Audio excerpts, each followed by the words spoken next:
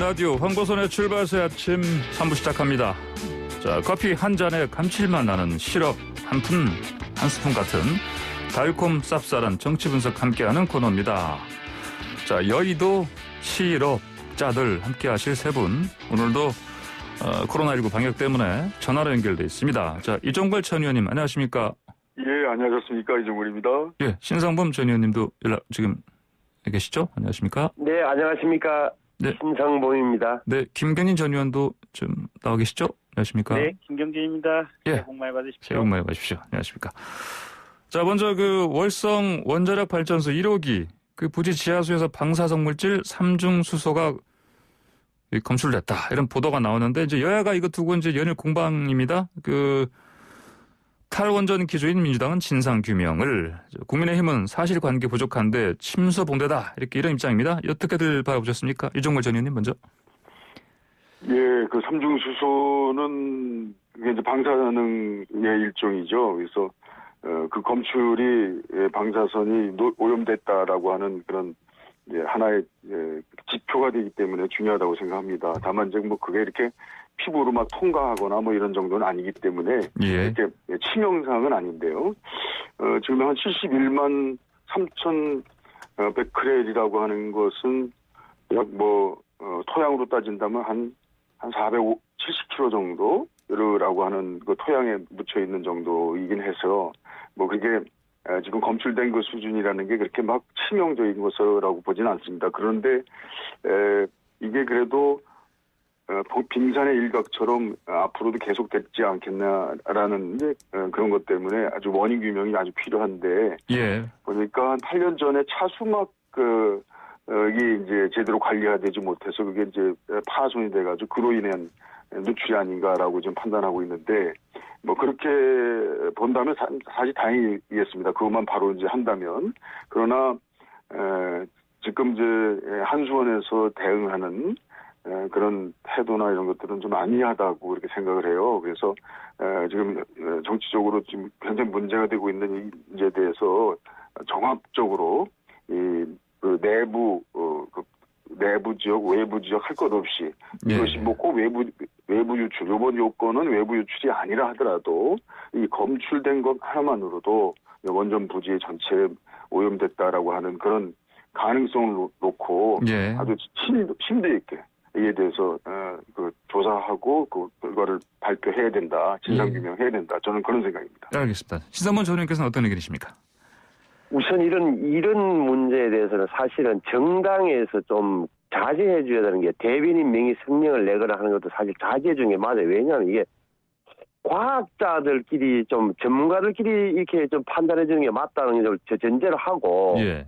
저도 궁금해서 보니까 이게 삼중수가 위험하긴 한데, 이게 어떻게 보면 우리가 다 알다시피 몇십 배가 나왔다고 할 때 언론 보도를 볼 때 조심해야 될 대목이 이제 청취자들 다 알긴 했잖아요. 그러니까 이거는 위험하긴 한데 어느 정도인지는 좀 과학적으로 판명 나올 때까지는 아마 판단을 유보하는 게 맞다는 상식적을 갖고 있을 것 같아요. 저도 보더라도 이게 보니까 삼중수소라는 게 자연 상처도 있고 우리 몸 안에도 있다 하는 걸 전제로 하고, 그럼 중요한 게 결국은 그러면 이게 바깥으로 나갔느냐, 원전 부지 아니냐, 바깥이냐, 이 설명을 들어보니까 예. 이거는 원전 부지 안에 있는 지하 배수로 맨홀에 물이 고여 있는데 그걸 조사해 보니까 18배 나왔다는 거 아닙니까? 예. 그럼 이게 나오는 게 정상적이냐?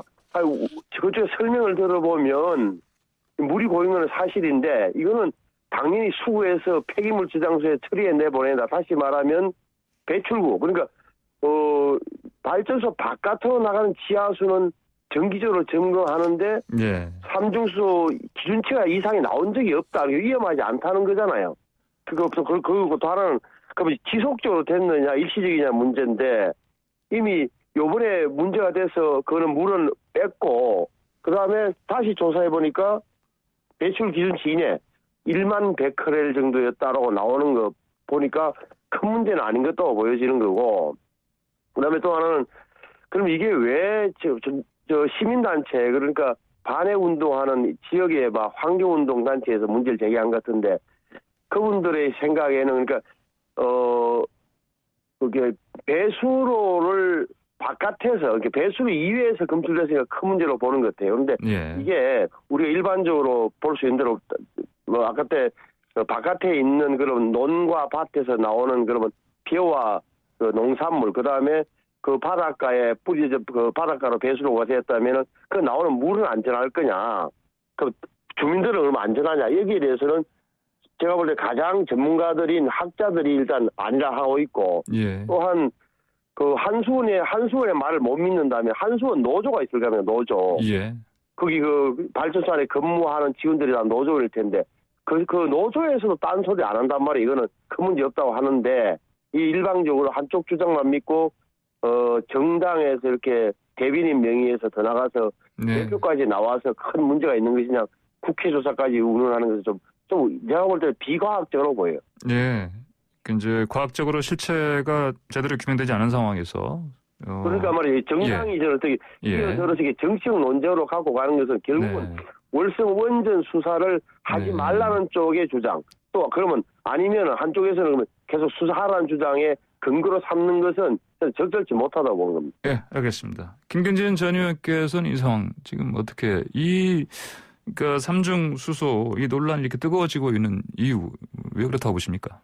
일단 사실관계를 좀 분명히 해야 될 것 같아요. 그러니까 이게 지금 민주당의 이낙연 대표 말씀이나 또는 환경운동연합의 말처럼 이게 정말 위험한 건지 아니면 그 보도가 나간 직후에 카이스트의 지금 원자력공학과 교수는 아니 이거 뭐 이 삼중수소라고 하는 것이 생활 속에도 있고 우리 몸 심지어는 우리 몸 안에도 있고 이게 과도한 양을 취했을 때 문제가 되지 이 정도는 아무 문제가 안 된다. 이제 의견이 지금 다르는 거 아니에요 보면. 그러면 어느 의견이 맞는지를 좀 사실관계를 좀 명확히 좀 해야 될 필요성이 있는 것 같고요. 그런 의미에서는 국회 소집해서 누구 말이 맞는지 따져보는 것도 중요한 것 같은데. 그 이낙연 대표가 지금 감사원을 비난을 했단 말이에요. 왜 그때 감사가 안 했냐. 근데 제가 볼 때는 이건 감사원 비난할 일은 아니에요. 이게 1차 기관이 원자력 안전위원회라고 하는 기관이 있거든요. 그럼 이 원자력 안전위원회에서 이게 지금 누구 말이 맞는지 그러니까 카이스트 교수 말이 맞는지 아니면 환경운동연합이나 이낙연 대표 말이 맞는지를 명확하게 지금 따지라고 원자력 안전위원회가 있는 거예요. 근데 원자력 안전위원회는 지금 꿀먹은 버니처럼 아무 얘기를 안 하고 있는 거 아니에요 보면. 그래서 국회에서 불러서 좀 따져봐야 될 것 같고요. 전체적인 제 주관적인 판단으로 보면 민주당이나 이 이낙연 대표나 환경운동연합이 조금 과장되게 이 얘기를 하고 있는 것이 아닌가라는 심증은 드는데 어쨌든 따져봐야 될 필요성은 있다라는 게 이제 첫 번째고 두 번째 대한민국 전체에서 특히 지금 이 민주당 정부에서 제일 못하고 있는 게 우리가 이제 경주에 원자력 방패장이 있지 않습니까 보면.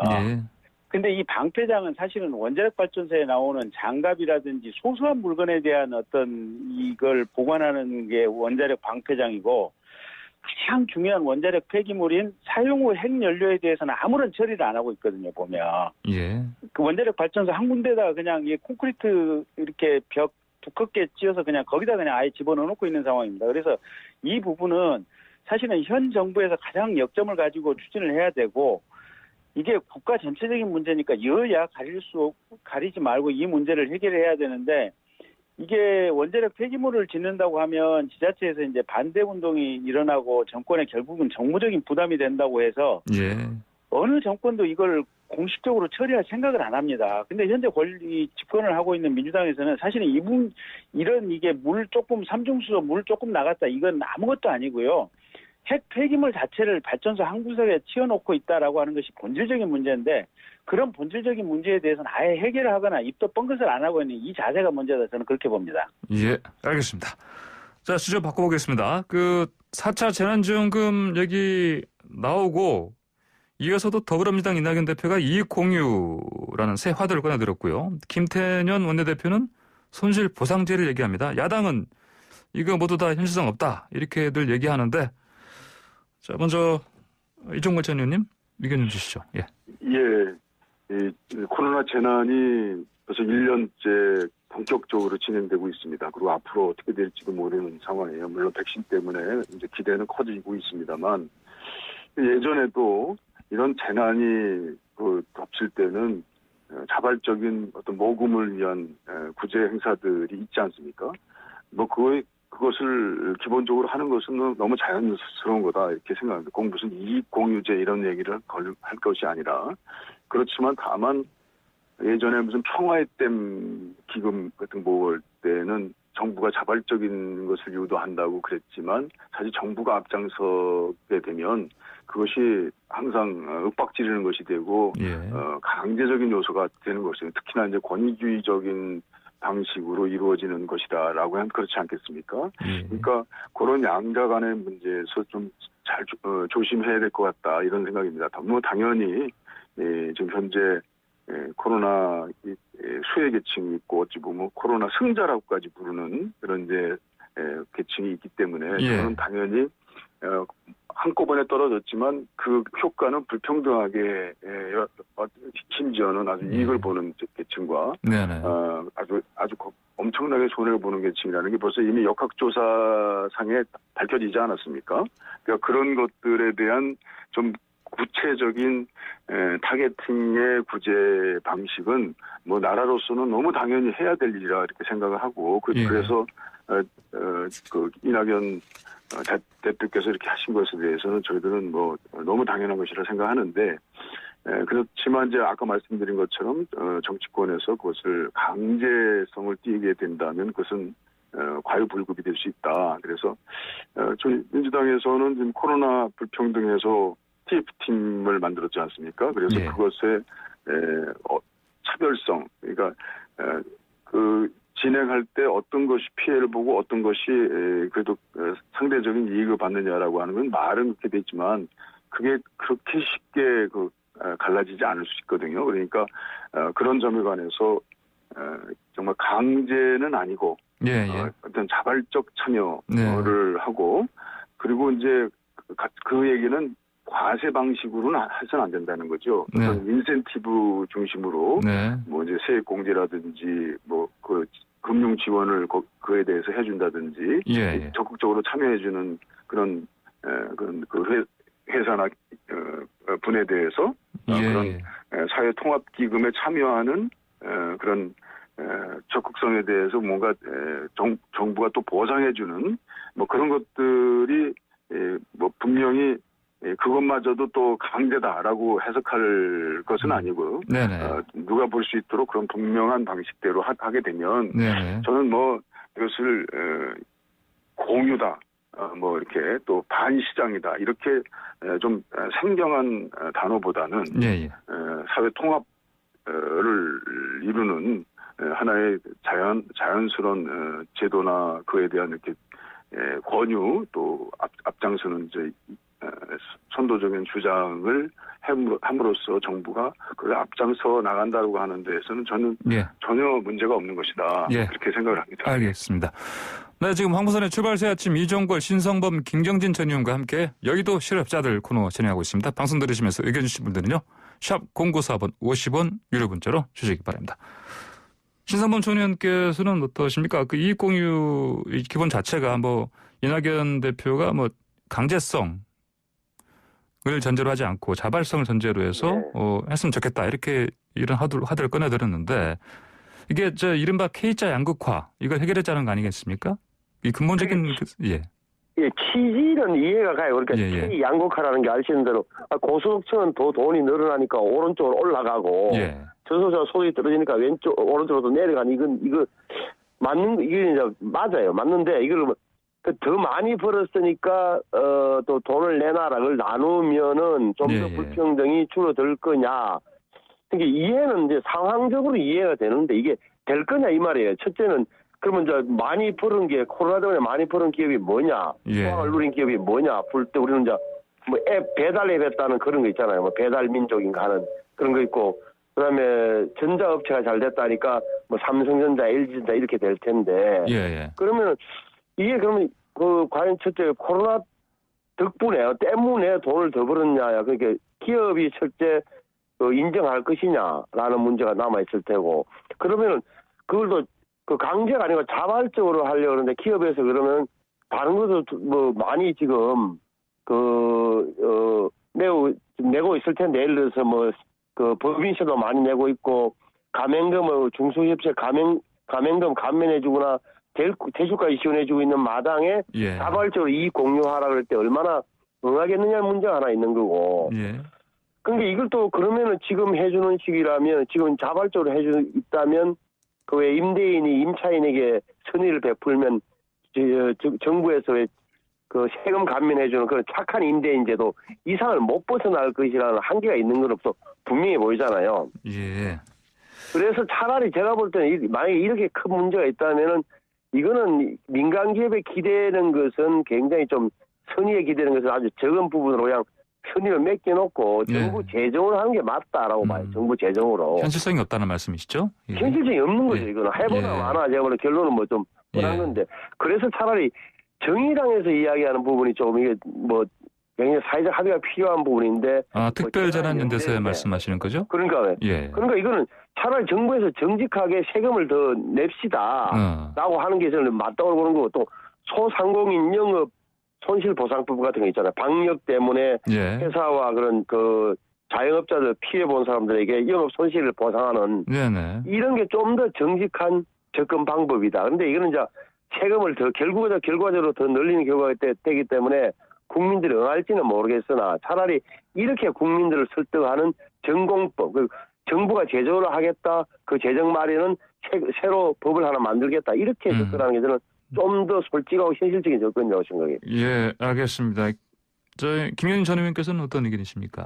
예, 저도 이낙연 대표께서 말씀하신 취지는 정말 100% 공감하고요. 예. 이게 과거 역사를 가지고 보더라도 빈부격차가 특히 이제 있는 사람들이 좀 더 부를 증가하기 위해서 빈부격차가 정말 급격하게 벌어질 때는 결국은 궁극적으로 그 국가는 그 사회가 항상 망하는 길로 들어섰거든요, 보면. 그래서 역사가 퇴보하는 그런 과정으로 들어섰는데 지금 코로나 때문에도 이게 K자 양극화가 정말 심화되고 있고 거기에 덧붙여서 코로나 이전에도 지금 인공지능과 로봇이 결합하면서 이 곳곳에서 지금 자동화가 이루어지고 있거든요, 보면.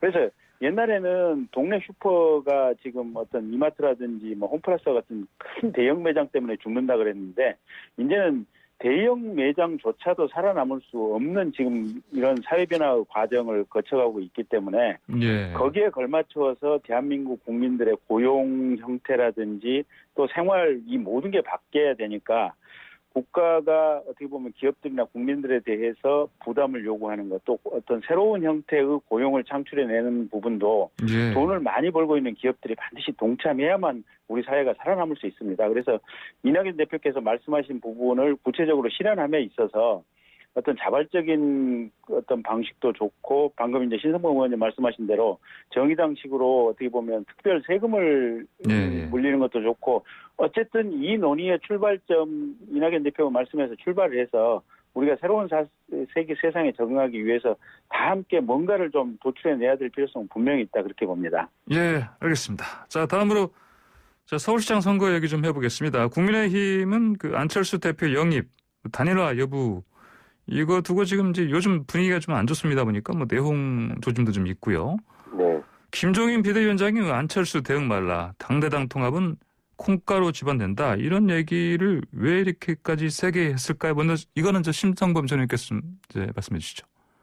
그 김종인 위원장의 입장은 제가 볼 때는 좀 언론을 통해서 보면 좀 어떻게 보면 정해진 것 같아요. 그러니까 안철수 대표한테 우리 당에 들어와라 아니면 우리는 그냥 그 경선 국면에서 후보 진행 과정을 그냥 간다는 거고 그다음에 거기에 대해서 당신이 판단하라고 제가 던진 거죠. 그리고 왜 그러냐면 지금 아시는 대로 그 안철수 대표는 국민의힘에 입당할 생각이 없는 것처럼 현재 보이는데도 불구하고 당 안에서 국민의힘 내부에서 당대당 통합이니 이런 식으로 그 안철수 대표를 입당시켜야 된다는 동의는 모시자는 분위기가 안철수 대표를 모시자는 분위기가 당내에서 나오니까 김종인 위원장께서 볼 때는 안철수 대표 쪽으로 쭉 빨리 간단 말이에요. 당이 제1야당 이것은 막아야 되겠다는 생각이 강한 것 같아요. 그래서 시간도 정했잖아요. 2월 말까지는 국민의힘 시장 후보를 뽑겠다. 그때 봐서 2월 말에 봐서도 만약에 단일화 여지가 있다면 다시 말해서 안철수 대표의 지금 여론조사 높은 지가 유지된다면 그때 봐서 단일화하는 방안밖에 없다는 거고 심지어 이제 더 나가서 김종인 위원장은 3자 구도로 가더라도 이길 수 있다는 생각을 한다. 이렇게 말했단 말이에요. 예.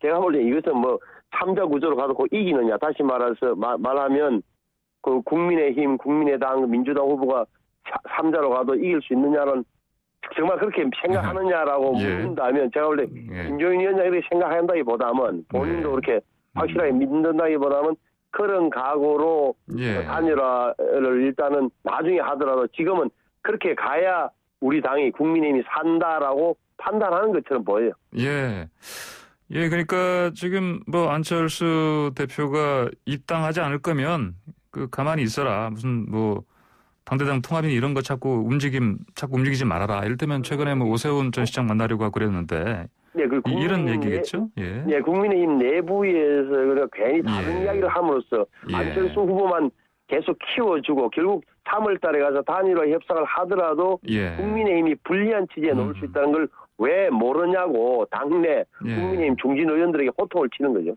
예. 이종걸 전 의원께서는 뭐 지금 뭐 상황 보니까 안철수 대표가 국민의힘에 뭐 입당하진 않겠죠. 어떻게 전망하십니까? 이제 얼마 안 남았는데 이제. 지금으로 봐서는 뭐 안철수 대표가 좀 옵션을 더 많이 가지고 있는 것 같습니다. 그런데 이제 거기에 대해서 정치적 경륜이 아주 높으신 김종인 대표는 우선 국민의힘을 중심으로 해서 판단하시는 것을 우선 국민들한테 먼저 딱 분명히 하신 거 아닌가 싶어요. 그래서 좀 초기 구도는 김종인 비서위원장 대 여러 그 잠재적 주자를 포함한 많은 분들 대 이렇게 그런 구도로 가고 있는 것 같습니다. 그런데 저는 뭐 그 구도가 국민의힘에는 결코 손해보는 일은 아니다 이렇게 생각을 합니다. 결과적으로 저는 뭐 안철수 전 대표가 이 국민의힘의 후보가 뭐 거의 되지 않겠나라는 그런 생각입니다. 그러니까 지금 오세훈 잠재적 후보이시고 그 시장도 하셨던 오세훈 전 시장이요? 전 의원이나 또 정진석 위원장이나 다 마찬가지의 그런 생각을 하는 거 아니겠습니까? 그러니까 뭐 저는 어느 정도 결과를 놓고 그 당내에서 이런 논의를 하는 것 자체는 뭐 이런 그 서울시장을 놓고 보는 국민의힘의 그 영역을 좀 더 넓혀나가는 논의의 어떤 중심으로 화두를 잡아가는 뭐 그런 과정으로 보기 때문에 결코 뭐 그렇게 크게 이것이냐 저것이냐가 그렇게 국민의힘에게 그 결정적인 손해를 주거나 뭐 이익을 또 주는 것은 아니다 이렇게 생각을 합니다. 다만 이제 거기에 이제 상대가 돼 있는 우리 여당이 서울시장 후보를 놓고 볼 때 좀 요새 너무 조용해요. 조용하고 어떤 때는 좀 이렇게 팔 꺾여 있는 것 같은 느낌이 들고 그럴 필요가 저는 없다고 생각합니다. 그래서 국민의힘의 그 어떤 논의에 그 장을 뺏기지 말고 그 민주당이 진정한 그 당의 어떤 여러 흐름들을 이곳에서 더 크게 큰 깃발을 세우고 있다라고 하는 생각들을 같이 이렇게 파트너가 돼서 하는 게 좋겠다 이런 생각이 듭니다. 김효진 전 의원께서는 어떻습니까? 좀 안 대표가 또 뭐 이게 우연이라고는 하는데 그 대구 803 쪽에서 그 홍준표 의원과 만났습니다.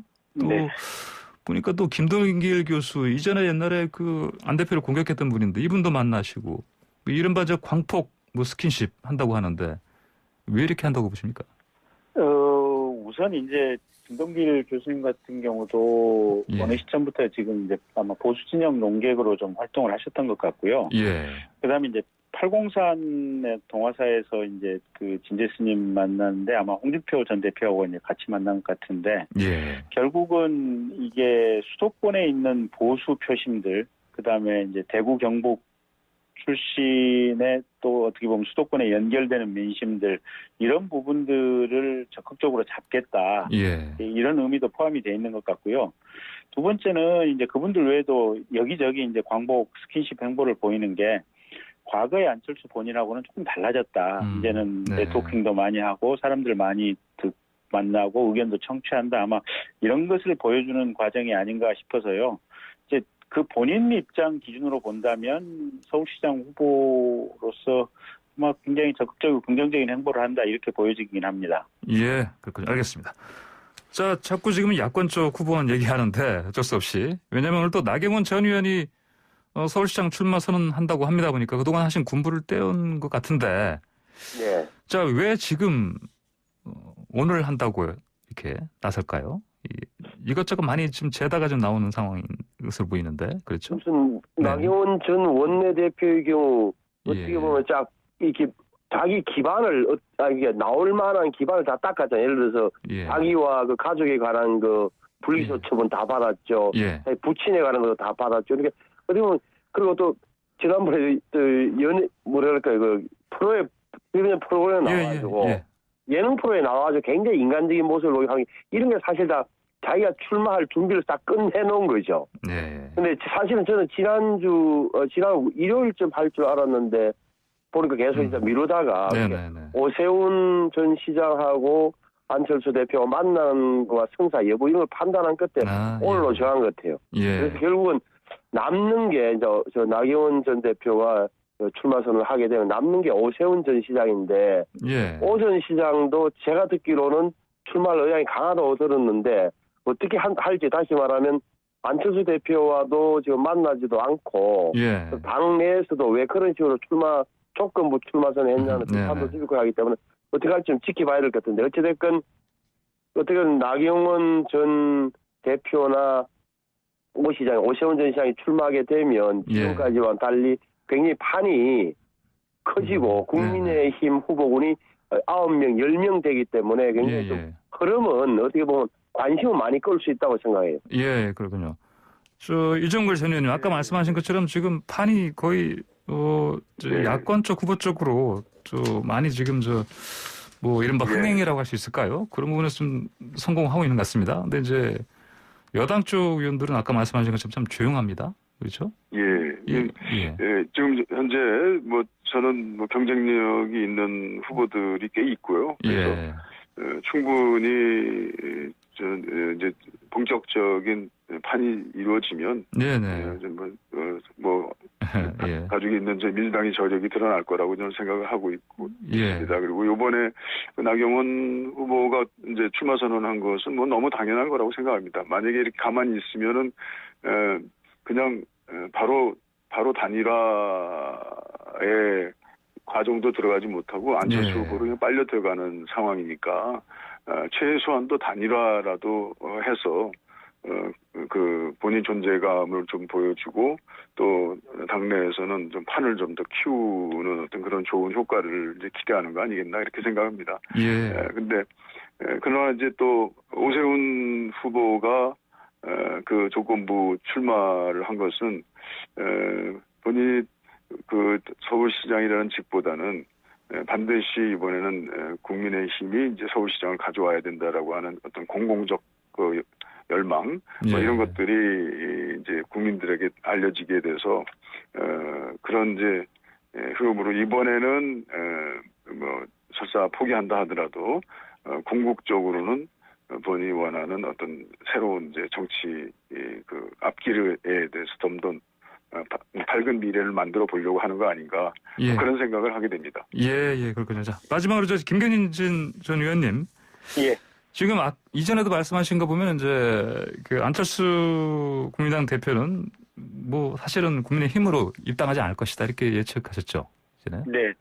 그러면 이 상황에서는 아까 이제 그 김종인 위원장 얘기하는 것처럼 아예 그냥 그 3파전 이런 쪽으로 하실은 현실성은 아까 신상문 전 의원께서는 없다고 말씀하셨지만은 그리 갈 가능성도 배제할 수 없다 이렇게 볼 수 있지 않을까요? 어떻게 보십니까?